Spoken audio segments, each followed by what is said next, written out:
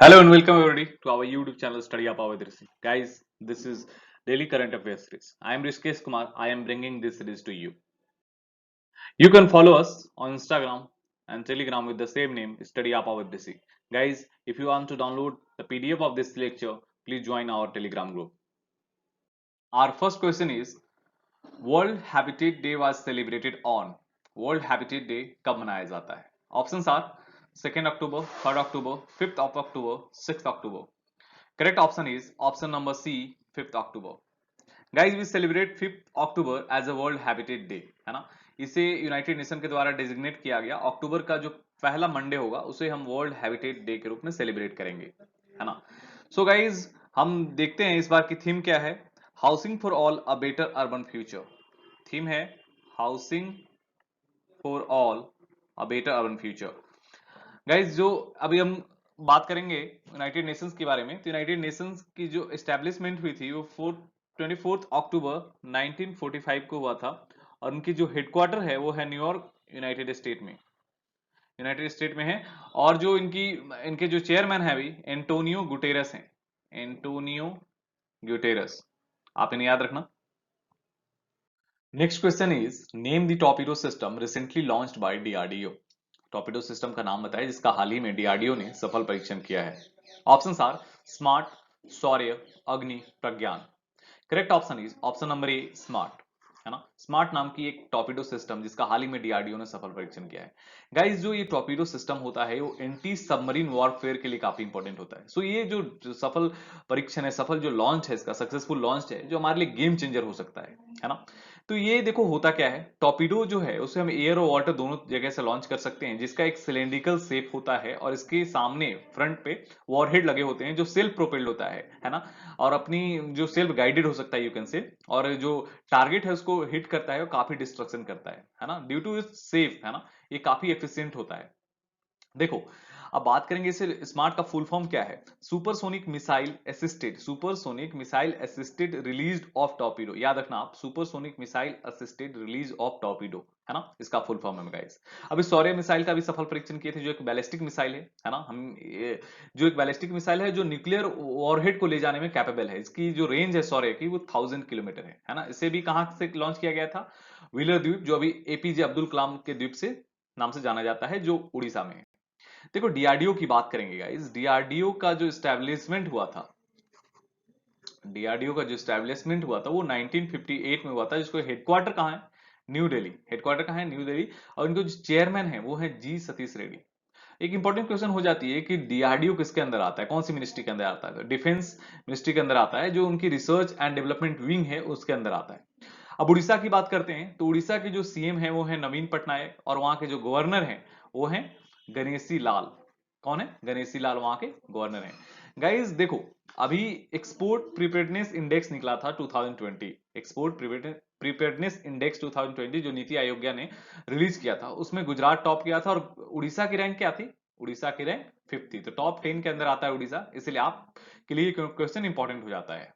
Next question is Dalle Khursani gets GI tag belongs to which state. Dalle Khursani मिर्ची को हाल ही में GI tag दिया गया है, वो कौन से राज्य का है? Option are Sikkim, Tamil Nadu, Assam, Kerala. Correct option is option number A, Sikkim. देखो, एक यू कैन से सिक्किम की एक जो लोकल लैंग्वेज में एक मिर्ची है जिसका नाम है डल लेक खुरसानी, उसको अभी जियोग्राफिकल इंडिकेशन टैग दिया गया है ना? और कौन दिया है गाइस? तो union department of industry promotion and internal trade के द्वारा ये दिया गया है ना? Union department of industry promotion and internal trade के द्वारा ये जीआई टैग दिया गया है। देखो, दल्ली कुर्सानी की बात करेंगे उससे पहले हम ये देखेंगे कि जो सिक्किम के जो सीएम है वो है प्रेम सिंह तामंग, प्रेम सिंह तामंग। और जिनके गवर्नर हैं वो है गंगा प्रसाद, उनके गवर्नर हैं गंगा प्रसाद। सिक्किम जो है 16 मई 16 मई 1975 को 16 मई 1975 को हमारी जो यू कैन से हमारी कंट्री में फुल फ्लेज स्टेट का दर्जा मिला, है ना? एक रेफरेंडम हुआ सिक्किम में, वहां के लोगों ने मेजोरिटी के साथ एक्सेप्ट किया कि वो भारत के राज्य में शामिल होना चाहते हैं, है ना? देखो, next question is according to data released by NCRB which state has topped in crime against एससीज एंड एसटीज। राष्ट्रीय अपराध रिकॉर्ड ब्यूरो के अनुसार कौन सा राज्य एसटी और एससी के खिलाफ हिंसा करने के मामले में टॉप किया है? Option 7 Uttar Pradesh, Madhya Pradesh, Bihar, Orissa. Correct option is option number A, Uttar Pradesh, है ना। उत्तर प्रदेश की बात करेंगे। अभी देखो नेशनल क्राइम ब्यूरो की बात करते हैं। नेशनल क्राइम ब्यूरो ने भी एक डेटा रिलीज किया है जो बताता है कि जो एसटी एंड एससी के अगेंस्ट जो सबसे ज्यादा हिंसा होती है ना, वो कौन से राज्य में होती है? वो उत्तर प्रदेश में होती है। तो डेटा के अनुसार गाइस जो क्राइम अगेंस्ट एससी है वो 26% बढ़ा है ना, 26% बढ़ा है। और एसटी के अगेंस्ट, है ना, और एससी के अगेंस्ट क्राइम जो है 7% तक इंक्रीज किया है। ये हमारे लिए काफी you can say seeming result है, हमें इस पे सोचना चाहिए। अभी भी कास्टिज्म इतना प्रिवेलेंट है हमारे स्टेट्स में, हमारी सोसाइटीज में, है ना। तो ये रिपोर्ट हमें दिखाती है कि हम किस ओर बढ़ रहे हैं, हमारी डेमोक्रेसी कहाँ जा रही है। देखो गाइज अभी वुमेन्स के जो हमारी महिलाओं के खिलाफ सबसे ज्यादा जो हिंसा होती है उसमें टॉप किया है राजस्थान ने, है ना। तो राजस्थान के लिए एक बहुत बड़ी एक सेटबैक है कि आप अभी भी जो महिलाओं के खिलाफ जो हिंसा है वो लगातार बढ़ती जा रही है, कर्व हो नहीं रही है, बढ़ रही है, इंक्रीज नहीं, इंक्रीज ही कर रही है ना। इस बारे में सोचना काफी इंपॉर्टेंट है गाइस। इसके लिए कैसे पॉलिसीज लाए जाए, कैसे एफिशिएंट हमारे डिपार्टमेंट्स हो, हमारी पुलिस डिपार्टमेंट कैसे काम करे, और भी सोशल एनजीओज हैं वो कैसे काम करे, ताकि ये जो अपराध बढ़ रहे हैं उन्हें रोका जा सके। तो अब एनसीआरबी के बारे में बात करते हैं। एनसीआरबी क्या है? नेशनल क्राइम रिकॉर्ड ब्यूरो, है ना। नेशनल क्राइम रिकॉर्ड ब्यूरो की बात करेंगे। जो इनकी हेडक्वार्टर है गाइज वो है न्यू दिल्ली में, वो है न्यू दिल्ली में।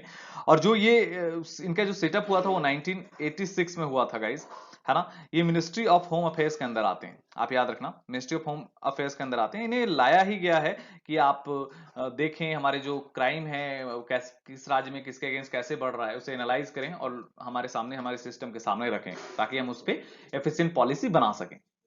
Next question is SBI appointed new chairman. SBI appointed new chairman. देखो स्टेट बैंक ऑफ इंडिया ने नए चेयरमैन अपॉइंट किया, उनका नाम बताएं। Option are Rajnish Kumar, Sunil Arora, BK Yadav, Dinesh Kumar Khara. देखो ट्यूसडे को एसबीआई ने अनाउंस किया कि उनके नए चेयरमैन हैं जो रजनीश कुमार को रिप्लेस करेंगे। अभी कौन है? रजनीश कुमार, जिनको रिप्लेस कर दिया गया है किनसे? Dinesh Kumar Kharra. Correct option is option number D. Sorry guys यहां लिखना मैं भूल गया हूं, दिनेश कुमार खर्रा। दिनेश कुमार खर्रा को नया चेयरमैन बनाया गया है स्टेट बैंक ऑफ इंडिया का। अभी एसबीआई ने हाल ही में सीएफओ, है ना, सीएफओ को भी लॉन्च किया। तो उनका नाम क्या है गाइस? चरणजीत अतारा, याद रखना आप, चरणजीत अतारा उनके नए सीएफओ हैं। देखो अभी एसबीआई की बात करेंगे। एसबीआई कब स्टैब्लिश हुआ था? 1 जुलाई 1955 को, 1 जुलाई 1955 को स्टैब्लिशमेंट हुआ था। इनका हेडक्वार्टर कहां पे है गाइस? इनकी हेडक्वार्टर है मुंबई में। Next question, name the Indian coast guard vessel recently commission at Kolkata. Indian coast guard vessel का, है ना, वेसल का नाम बताइए जिनका जिनका हाल ही में कोलकाता में कमीशन किया गया है। कनकलता बारू, है ना, सामर्थ, सुर और सारथी। Correct option is option number ए, कनकलता बारू। कहां पे किया गया कनकलता बारू को? अभी एक पेट्रोल वेसल है, कहां पे इसको लाया गया है गाइस? इसे लाया गया है कोलकाता में, कमीशन किया गया है। अब बात करेंगे कनकलता बारू कौन थी, किनके नाम पे ये रखा गया था। देखो कनकलता बारू एक यू कैन से असम की एक फ्रीडम फाइटर थी, जो क्विट इंडिया मूवमेंट के टाइम इनका गोली मार के डेथ हो गया था। इनका गोली लगने से, अंग्रेजों की गोली लगने से डेथ हो गया था। तो एक असम की फ्रीडम फाइटर है, आप इसे याद रखें। उन्हीं के नाम पे कनकलता बारू का नाम रखा गया है इस कोस्ट वेसल का। Next question is name the app launched by EPFO. देखो correct option is option number A, Umang, है ना। उमंग नाम के ऐप को ईपीएफओ ने लॉन्च किया है। ईपीएफओ क्या है guys? Employees provident fund organisation, EPFO है जिन्होंने उमंग नाम के एक ऐप को लॉन्च किया है, जिससे पेंशन रिलेटेड जो भी प्रॉब्लम्स है ना, उसे सॉर्ट आउट किया जाए। ये ऑनलाइन ऐप है जिससे आप ऑनलाइन तरीके से सोशल डिस्टेंसिंग मेंटेन करते हुए आप कर सकते हैं, है ना। एक डिजिटल इंडिया के लिए पोस्ट है। अभी हाल ही में असम की गवर्नमेंट ने भी एक कृतज्ञता स्कीम लाया थी, जिसके कारण वो जो पेंशन की से रिलेटेड जो प्रॉब्लम है, पेंशन से रिलेटेड जो भी क्वेरीज हैं, उनको एड्रेस कर सकते हैं। देखो उमंग की बात करेंगे। उमंग का जो फुल फॉर्म है unified mobile application for new age government, unified mobile application for new age government, है ना। देखो ये मल्टीलिंगुअल है, मल्टी प्लेटफॉर्म है। कहने का मतलब आप इसे कोई भी भाषा में आप इसकी क्वेरीज जो आपको है आप पूछ सकते हैं, इससे ले सकते हैं। अब हम ईपीएफओ की बात करेंगे गाइज। ईपीएफओ जो है हमारी ऑर्गेनाइजेशन है जो हमारी पेंशन से रिलेटेड जो प्रॉब्लम्स हैं, पेंशन से रिलेटेड जो क्वेरीज हैं, हमारी अकाउंट है, हमारी प्रोविडेंट फंड है, उसको मैनेज करती है। और ये ministry of labour and employ के अंदर आती है ना। Ministry of labour and employment के अंदर आती है। जो इनके जो मिनिस्टर हैं अभी वो हैं संतोष गंगवार। कौन है? Santosh Gangwar.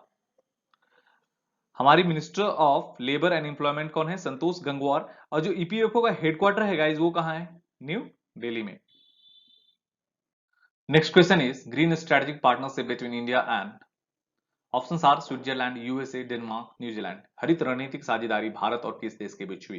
Correct option is option number C, Denmark.